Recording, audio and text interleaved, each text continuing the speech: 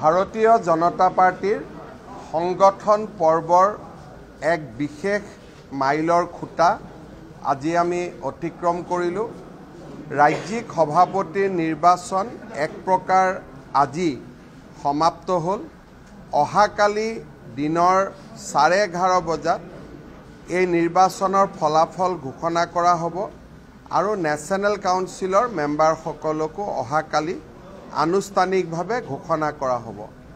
অহাকালি নতুন ৰাজ্যিক সভাপতিয়ে দায়িত্বভাৰো গ্ৰহণ কৰিব আৰু শেষ সংগঠন পৰ্ব ৰাষ্ট্ৰীয় সভাপতি নিৰ্বাচন তালৈকে আমাৰ দলটো আগবাঢ়িব। আজি আমাৰ আপোনালোক সকলোৱে জানে যে ৰাজ্যিক সভাপতি হিচাপে সাংসদ দিলীপ শইকীয়া ডাঙৰীয়াই মনোনয়ন পত্ৰ দাখিল কৰিছে।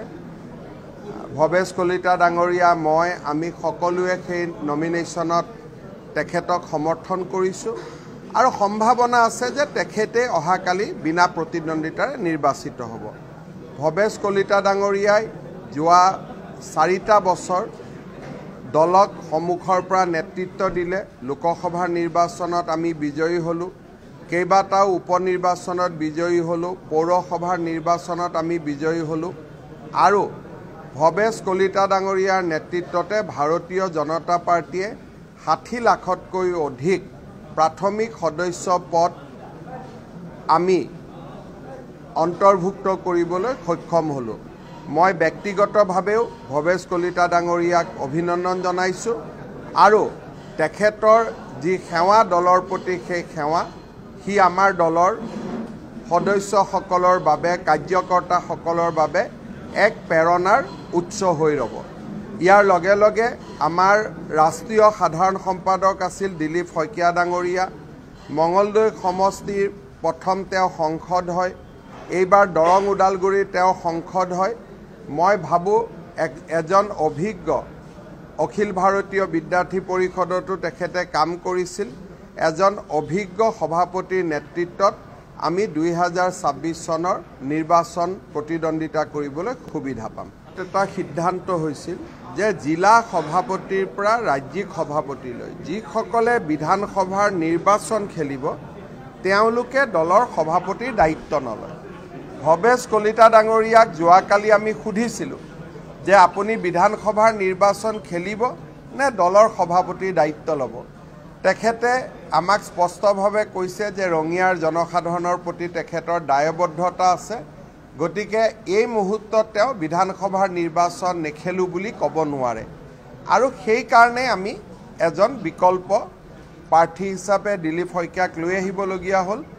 এই নিয়মটো এইবাৰ জিলা সভাপতি, মণ্ডল সভাপতি, ৰাজ্যিক সভাপতি আমি সকলো ক্ষেত্ৰতে প্ৰয়োগ কৰিছোঁ যাতে যিকেইজন দলৰ সভাপতি তেওঁলোক যাতে বিধানসভাৰ প্ৰাৰ্থী নহয়।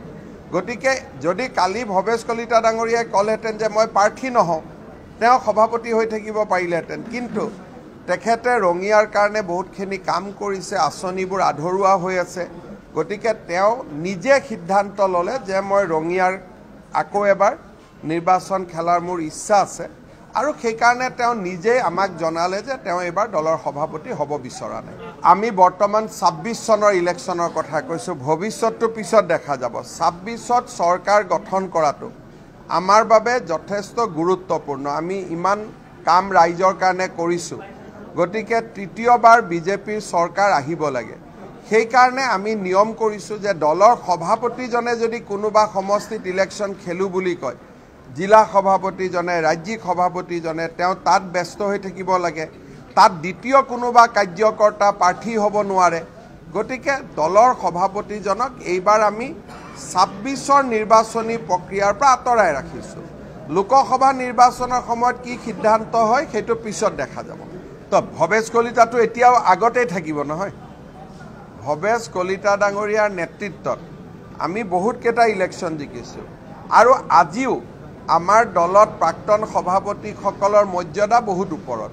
গতিকে ভৱেশ কলিতা আজিও আমাৰ দলৰ নেতা হৈয়ে থাকিব, তেওঁ সন্মুখৰ পৰাই তেওঁ নেতৃত্ব দিব। প্ৰত্যেক কথা ষ্টেপ বাই ষ্টেপ আমি কওঁ। আগতে কৈ থ'লে আপোনালোকেতো বহুত নাম উলিয়াই দিলেহেঁতেন, অমুক সভাপতি হ'ব, তমুক সভাপতি হ'ব, গতিকে যেনেকৈ মন্ত্ৰীসভাৰ সম্প্ৰসাৰণৰ নামখিনি আপোনালোকে আগতে গম নাপায়, দলৰ সভাপতিজনৰ বিষয়টো আমি ৰেপ কৰি থৈ দিছিলোঁ যাতে তাকে লৈ আৰু এটা প্ৰচাৰ নহয়। কিন্তু আপোনালোকে নিজে সাংবাদিক হিচাপে বুজিব লাগিছিল যে মণ্ডল সভাপতিজনে যদি ইলেকশ্যন খেলিব নোৱাৰে, জিলা সভাপতিজনে যদি নোৱাৰে, ৰাজ্যিক সভাপতিজনে কেনেকৈ পাৰিব? মইতো ভাবিছিলোঁ যে বিষয়টো আপোনালোকে ক'ৰবাত হ'লেও মোক প্ৰশ্ন কৰিব। কিন্তু এইটো ভৱেশ কলিতাই প্ৰথম দিনাৰ পৰাই জানে।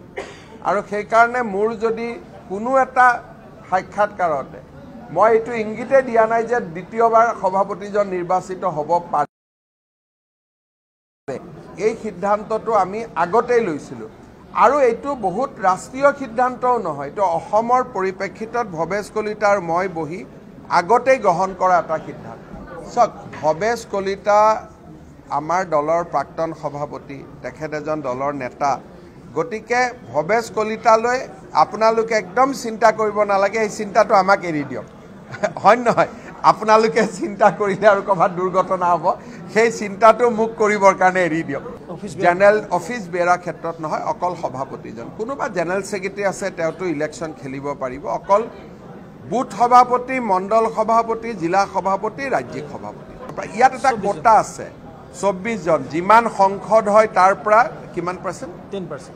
সংসদ যিমান 10%, বিধায়ক যিমান হয় তাৰ পৰা 10%, এনেকৈ এটা 14 লোকসভাৰ 14 আৰু 14টা লোকসভাৰ কাৰণে 14 জন নেশ্যনেল কাউন্সিল। একেবাৰে ভালকৈ চব পৰিয়ালৰ দৰে, আৰু এইবিলাক পূৰ্ব পৰিকল্পনা অনুসৰিয়ে এটা এটাকৈ হৈ গৈ আছে।